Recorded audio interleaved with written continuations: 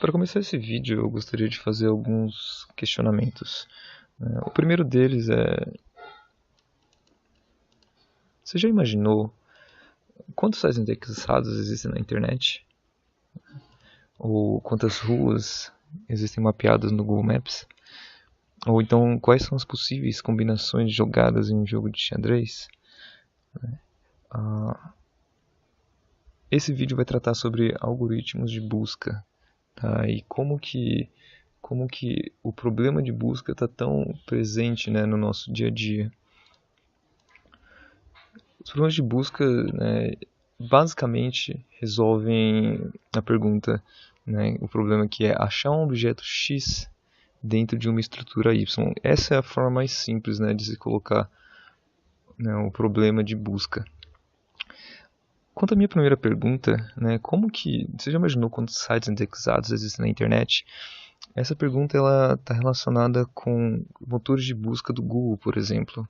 Então, como que o motor de busca do Google consegue te retornar uma busca específica, né, tão rápido em meio a esse mar de possíveis resultados, né? Em 2008, o número de páginas indexadas na internet pelo Google era de 1 trilhão.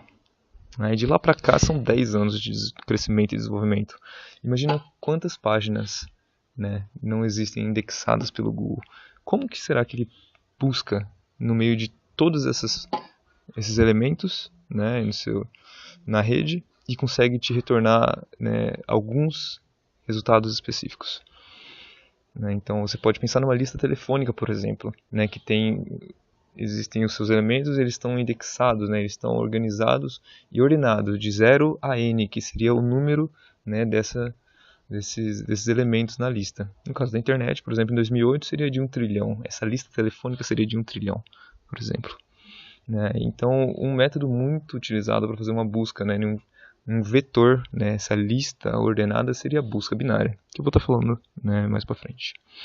A segunda pergunta foi relacionada a quantas ruas existem no mundo, né, e dessas ruas, das ruas mapeadas pelo Google Maps, né, de que forma que ele consegue te calcular a melhor rota entre duas ruas, por exemplo, né? Você tem 2 pontos no seu mapa e você quer calcular qual que seria a melhor rota no meio de todas essas ruas, seja lá onde essas ruas estejam. Então, de que forma o Google Maps consegue fazer isso? Hoje em dia a gente conhece um algoritmo, a gente conhece vários, mas o algoritmo de Dijkstra, ele resolve esse problema, né? E ele foi um dos mais importantes, pois ele foi um dos primeiros. Ele é um dos mais simples, porém ele resolve esse problema e muitos outros mais complexos que vieram se baseiam nele, que eu vou estar tratando, né, daqui a pouco também. A terceira pergunta era de acordo com, né, em um jogo de xadrez, por exemplo, você tem uma noção de quantas possíveis combinações de jogadas existem? Bom, essa aqui, como a gente pode ver, é uma foto, né, do Kasparov, campeão, né, mundial de xadrez profissional, jogando contra um programa de computador. De que forma que o programa de computador consegue, então, analisar as jogadas do adversário e pensar quais seriam, dentre as possíveis jogadas, qual que seria a melhor, né?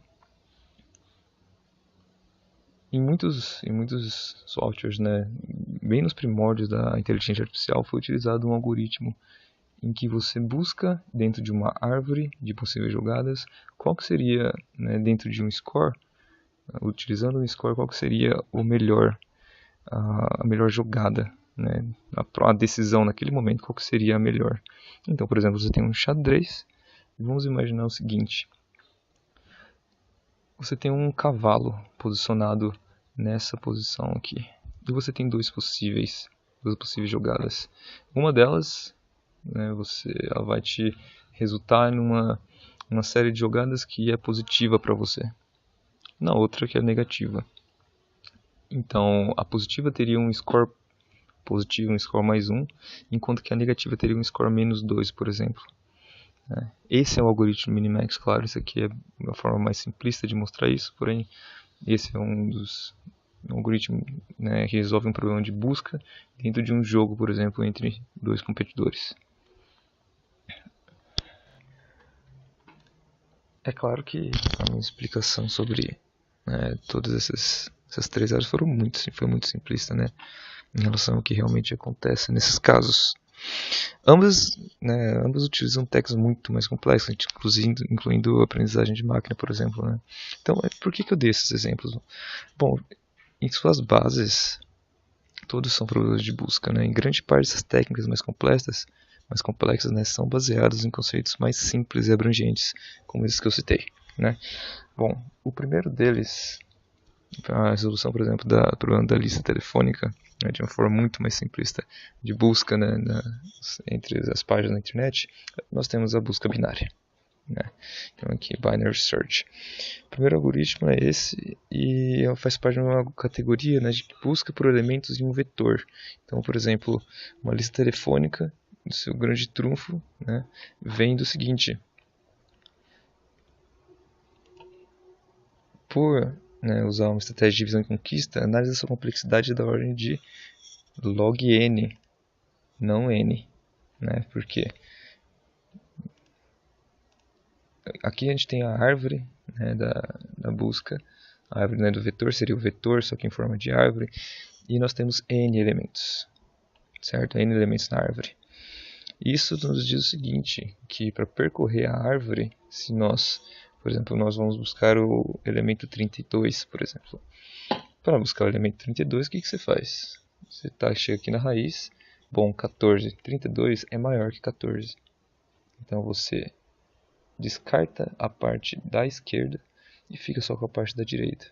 Né? Temos o próximo 29, 32 é maior que 29, ou seja, você descarta toda a parte desse nó e vem para a da direita.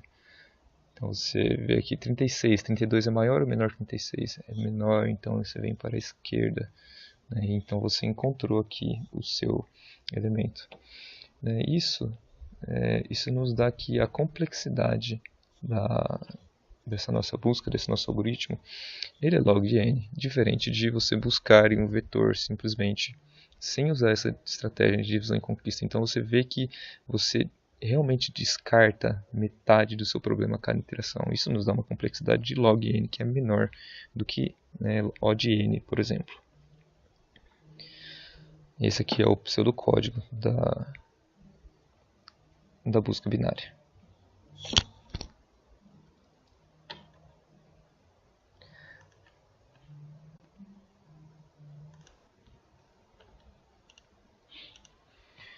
Ou então nosso próximo algoritmo, assim, né, vamos retomar qual que foi a pergunta que eu fiz.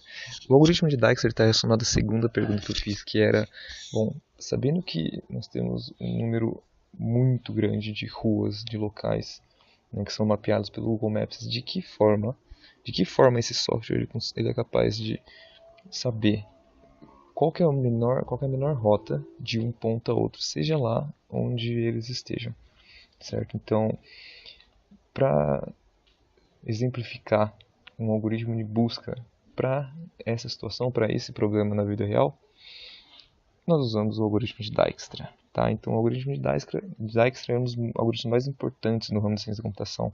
Tá? Ele foi criado pelo holandês do mesmo nome. Esse algoritmo ele se aplica a um grafo para resolver o problema do caminho mínimo. Então, como eu falei, considerando que o mapa, todos os locais sejam modelados em um grafo, as ruas, os caminhos sejam as arestas dos vértices, entre os vértices, por exemplo, nós podemos aplicar esse algoritmo de busca que vai nos retornar o caminho mínimo de um vértice a outro no nosso grafo, certo? Vamos lá então. Esse aqui é o nosso exemplo. Imagine que cada um desses vértices representa uma cidade. Então nós temos a cidade A, B, C, D e E, ok? E no algoritmo de Dijkstra, nós iniciamos por um vértice, certo? Vamos iniciar pelo vértice A. E nós queremos saber qual que é a menor rota do vértice A até qualquer outro vértice, por exemplo, aqui do nosso mapa, né? Do nosso grafo, no caso. Bom, vamos começar o algoritmo então. Para você executar o algoritmo, o algoritmo de Dijkstra utiliza dois vetores, basicamente. Né? É um vetor, uma tabela aqui de nós não visitados, então nesse caso nós temos todos os vértices, né, porque nenhum dos vértices foi visitado ainda, né, nós não iniciamos o algoritmo ainda. A segunda tabela é uma tabela de custos atualizados, que vai dizer qual que é o custo até a tal cidade, né, tal vértice. Então, nesse caso aqui, nós começamos agora o nosso algoritmo a executar. O A não foi visitado ainda, mas nós vamos começar por ele, então o custo dele é 0. Tá? E o custo até as outras cidades é infinito. Por quê? Porque nós não sabemos ainda se existem caminhos que levam de A até as outras cidades, ok? Até os outros vértices. Então, beleza. Iniciando o algoritmo, visitamos A e descobrimos que o custo, né, para ele é 0, como havíamos falado, para B é 4 e para C é 2. Ok? Então nós verificamos que existem arestas saindo de A e vão para B e para C. Tá? Nós pegamos então o vértice que, né, necessita de menor custo, que é a menor distância, então nesse caso, né, que no caso é C, que a distância é 2. Certo? Então esse é o próximo vértice que nós estamos visitando. Nós retiramos ele então do vetor de nós não visitados e atualizamos os custos. Certo? Então o de A, o custo é 0, porque nós estamos partindo de A. O até B é 3, né, porque atualizamos o caminho a partir de C, então 2 mais 1, 3. O de C é 2 ainda, não se atualiza. E agora nós temos valores para D e para E, por causa de C. Né? Então existem arestas saindo de C que vão para D e para E. Né? Então nós atualizamos o custo até D é 6, 2 mais 4, e o para E é 7, né, 2 mais 5.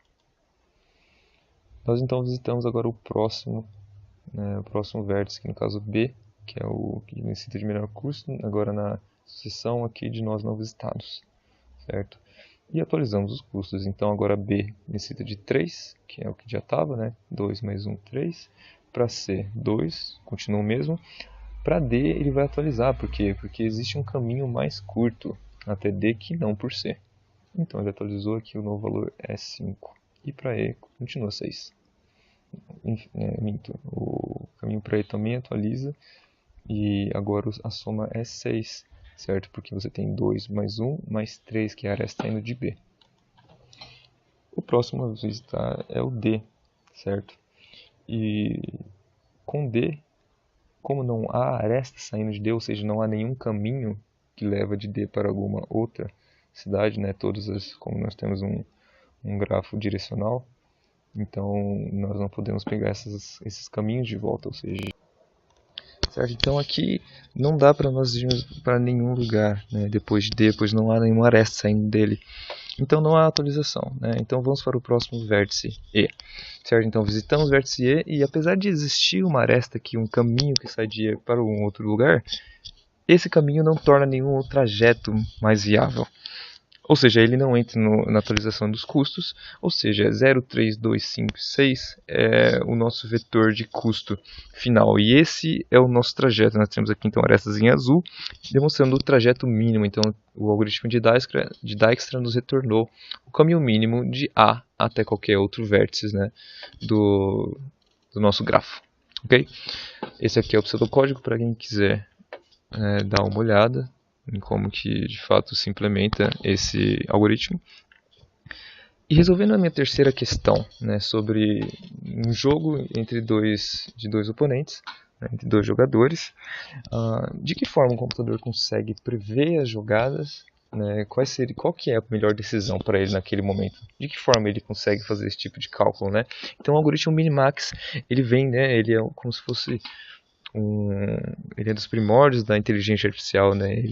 O Minimax foi um dos algoritmos mais importantes para isso, certo? Então, o que ele vai visar, né? O Minimax visa minimizar a perda máxima e maximizar o ganho mínimo, né? Isso vai ficar mais claro quando eu exemplificar, ok?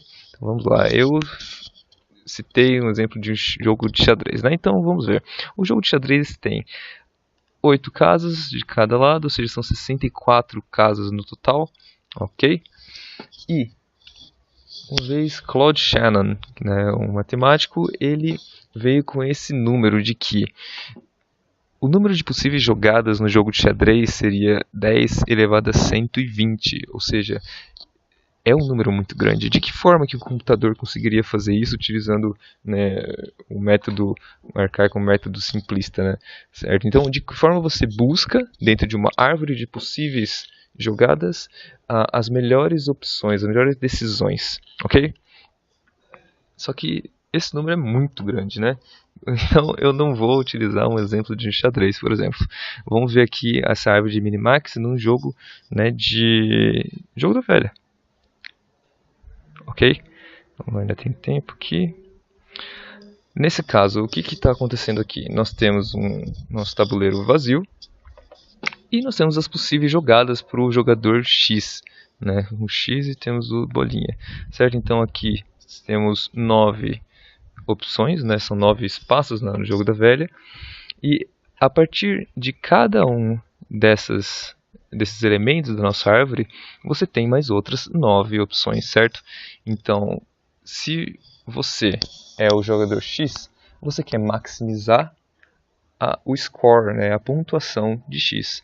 Então vamos lá, aqui você vai, nessa próxima camada, você vai minimizar as jogadas de círculo, ok? E assim por diante, até que você chega na folha.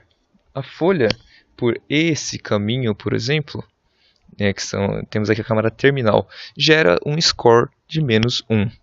Ou seja, -1 é um score negativo, o que quer dizer que o jogador de círculo ganhou por essa sequência de jogadas. Quando o algoritmo for fazer a regressão na pilha de execução da árvore, ele vai ver que o score por esse caminho foi -1, certo? O que quer dizer que ele perdeu. Então ele vai buscar em outras jogadas, né? Por exemplo, nesse aqui que o score é 0, quer dizer que se na última jogada o jogador fizer, né, esse movimento, vai sair um empate, ou seja, não vai maximizar nem minimizar nenhum dos dois, certo? Agora, se ele for por esse daqui, por essa jogada, se o jogo acabar, se o jogo tiver for feita essa última jogada, então o score é +1, que quer dizer que por aqui, por esse caminho, o jogador de X venceu, né, venceu o jogo. Ou seja, é um algoritmo que ele vai utilizar, né, dessa árvore para fazer a montagem das possibilidades. E aí ele vai verificar no final qual foi o score, e esse score vai dizer, né, por qual caminho ele deve seguir. Então esse score ele vai na recursão, né, na regressão na árvore de execução do programa, ele vai levar esse score até o primeiro nível, e a partir disso ele vai saber qual que é a decisão que ele vai tomar. Então aqui, no caso, o problema de busca seria encontrar o caminho, né, os caminhos, no caso, né, pelos quais esse caminho leve a um score positivo, ou seja, ele vai o caminho que maximiza, né, as decisões no caso do X, por exemplo, ok? Então esse aqui é o algoritmo, é o pseudocódigo do algoritmo Minimax, ok? E bom, deu para ver que os algoritmos de busca, eles têm aplicações que são muito presentes no dia a dia, no nosso dia a dia, certo? Em vários tipos de aplicações, tanto em computadores quanto em problemas, né, do nosso cotidiano. Então, outro exemplo, por exemplo, seria descobrir qual que seria a rota mais viável para um avião, né? Uma rota mais barata para ele, em que ele economizaria mais combustível, por exemplo. Ou então um problema do dia a dia, que seria uma busca binária em um corredor de biblioteca, em que cada corredor possui um número, né, que é o índice dos livros das prateleiras que ali estão, e você sabe, você faz automaticamente um algoritmo de busca binária, em que você descarta uma metade, que você sabe que não é por ali, não é por aquele caminho, e você segue até encontrar a seção correta para o livro que você está buscando, né? Então, eu dei uma visão bem bem simplista, né, porém correta, de quais são as aplicações desses algoritmos, né, de algumas categorias, por exemplo. Certo? Espero que tenha gostado, espero que tenha sido proveitoso. Muito obrigado.